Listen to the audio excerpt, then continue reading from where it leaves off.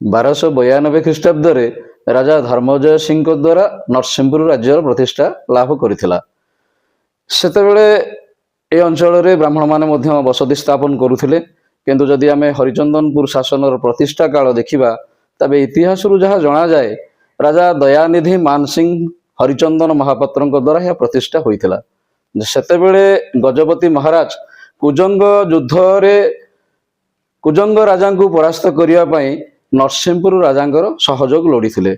ରାଜା ଦୟାନିଧି ମାନସିଂହ ହରିଚନ୍ଦନ ଜଣେ ପରାକ୍ରମୀ ରାଜା ଥିଲେ। ସେ କୁଜଙ୍ଗ ରାଜାଙ୍କୁ ଯୁଦ୍ଧରେ ପରାସ୍ତ କରିଥିଲେ। 1680 ମସିହାର କଥା, ଯାହା ଗବେଷକ ଚକ୍ରଧର ମହାପାତ୍ରଙ୍କ ଇତିହାସରୁ ଜଣାପଡ଼େ। ଏହା ହେଉଛି 1680 ମସିହାର କଥା। କୁଜଙ୍ଗ ରାଜାଙ୍କୁ ଯୁଦ୍ଧରେ ପରାସ୍ତ କଲା ପରେ ପୁରୀ ଗଜପତି ମହାରାଜ ଦୟାନିଧି ସିଂଙ୍କୁ ଦୟାନିଧି ମାନସିଂହ ହରିଚନ୍ଦନ ମହାପାତ୍ର ଉପାଧିରେ ଭୂଷିତ କରିଥିଲେ ଏବଂ ସେତେବେଳେ ଦୟାନିଧି ମାନସିଂହ ହରିଚନ୍ଦନ ମହାପାତ୍ରଙ୍କୁ ଛତିଶା ନିଯୋଗ ଉପଭୋଗ ମଧ୍ୟ ଥିଲା। ସେ ସମୟରେ ରାଜା ଦୟାନିଧି ମାନସିଂହ ପୁରୀରୁ 28 ଘର ବ୍ରାହ୍ମଣ ଆଣି ଏଠାରେ ହରିଚନ୍ଦନପୁର ଶାସନ, ତାଙ୍କ ଉପାଧି ଯେଉଁ ହରିଚନ୍ଦନ ମହାପାତ୍ର ଉପାଧି ପାଇଥିଲେ, ଅନୁରୂପ ହରିଚନ୍ଦନ ଓ ଅନୁରୂପ ଉପାଧି ଅନୁଯାୟୀ ସେ ହରିଚନ୍ଦନପୁର ଶାସନ ପ୍ରତିଷ୍ଠା କରିଥିଲେ।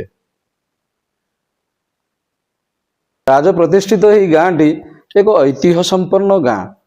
ଆମେ ଯଦି ଶିକ୍ଷା, ସ୍ୱାସ୍ଥ୍ୟ, ରାଜନୀତି କ୍ଷେତ୍ର ହେଉ, ସାହିତ୍ୟ କ୍ଷେତ୍ର ହେଉ, କଳା କ୍ଷେତ୍ର ହେଉ, ସାମାଜିକ କ୍ଷେତ୍ର ହେଉ, ସମାଜର ବିଭିନ୍ନ କ୍ଷେତ୍ରକୁ ଯଦି ଆମେ ଅବଲୋକନ କରିବା, ତାହେଲେ ଏ ଗାଁରେ ଅନେକ ଯୋଗଜନ୍ମା ବ୍ୟକ୍ତିତ୍ୱ ଜନ୍ମଗ୍ରହଣ କରି ନିଜ କୃତିତ୍ୱ ବଳରେ ସମାଜରେ ଗୋଟେ ଛାପ ଛାଡ଼ି ଯାଇଛନ୍ତି। ଆମେ ଯଦି ସାହିତ୍ୟ କ୍ଷେତ୍ରକୁ ଯିବା, ଏ ମାଟିର ମାନସ ସନ୍ତାନ ହେଉଛନ୍ତି କବି, ଲେଖକ, ଗବେଷକ, ଐତିହାସିକ ଚକ୍ରଧର ମହାପାତ୍ର, ଯିଏକି 74 ମସିହାରେ ସାହିତ୍ୟ ଏକାଡେମୀ ପୁରସ୍କାର ସମ୍ମାନ ଲାଭ କରିଥିଲେ। ଅନେକ କାଳଜୟୀ ପୁସ୍ତକ ତାଙ୍କର ରଚନା କରି ଓଡ଼ିଆ ବାଣୀ ଭଣ୍ଡାରକୁ ସେ ପରିପୁଷ୍ଟି ଲାଭ କରିପାରିଛନ୍ତି ଏବଂ ପଣ୍ଡିତ ବିଶ୍ୱନାଥ ମିଶ୍ର ଖଣ୍ଡିଏ ବହି ତାଙ୍କର ପେଟ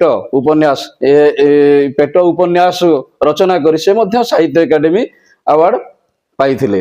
ଆମେ ଯଦି ଦେଖିବା ଏ ଅଞ୍ଚଳର, ଆମ ଏଇ ଗାଁର ପରମାନନ୍ଦ ରଥ ହେଉଛନ୍ତି ନରସିଂହପୁର ଅଞ୍ଚଳର ପ୍ରଥମ MA ପଢ଼ିଥିବା ବ୍ୟକ୍ତିତ୍ୱ ଏବଂ ରାଜେନ୍ଦ୍ର ନାରାୟଣ ଦାସ ଏ ମାଟିର ଆଉ ଜଣେ ସନ୍ତାନ, ଯିଏ ଅଞ୍ଚଳର ପ୍ରଥମ IAS।